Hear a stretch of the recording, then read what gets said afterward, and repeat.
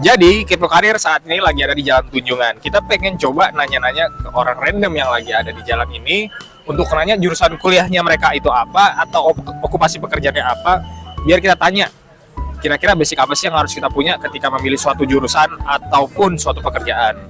Yuk langsung kita cek aja. Pak Soleh dulu pekerjaannya apa Pak? Saat ini masih kerja atau sudah pensiun Pak? Ya, masih kerja. Masih kerja. Bapak kerjanya apa Pak? Ya, berkaitan dengan masalah hukum. Asal hukum? Ya, Oh, oke. Berarti sekarang Bapak lawyer atau misalkan hal semacamnya Pak? hakim. Apa Pak? Hakim. Oh Bapak hakim. Oke Pak, saya mau minta tips and trick nih Pak untuk teman-teman yang masih sekolah.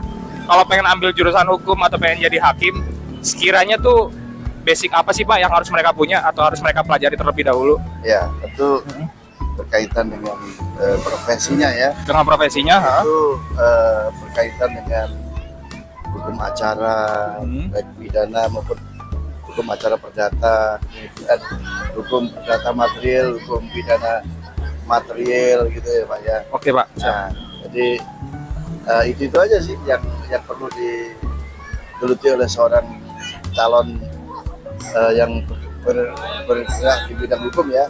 Itu aja. Nah ini kalau misalkan kita pengen jadi hakim nih Pak, setelah kita ambil sarjana hukum itu harus ada sertifikasi lagi nggak Pak yang harus kita ambil?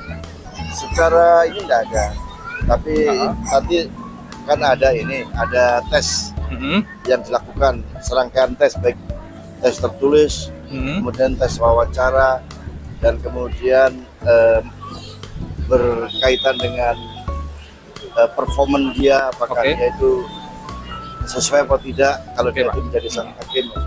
Oh oke.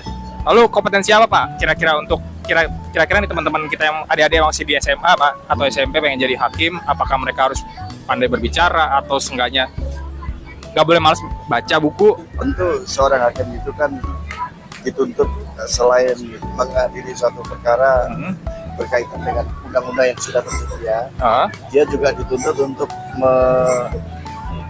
mempelajari hal-hal yang terjadi di masyarakat, terutama ini kan sekarang berkembangnya hukum ini kan pada restorasi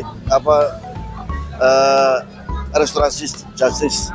Jadi hukum itu tidak hanya sekedar undang-undang, tapi bagaimana dia itu mengadili perkara dengan denyut nadi keadilannya. Keadilan moral kita ya Pak? Ya, oleh karena itu dia juga harus banyak membaca ya. Oke, siap.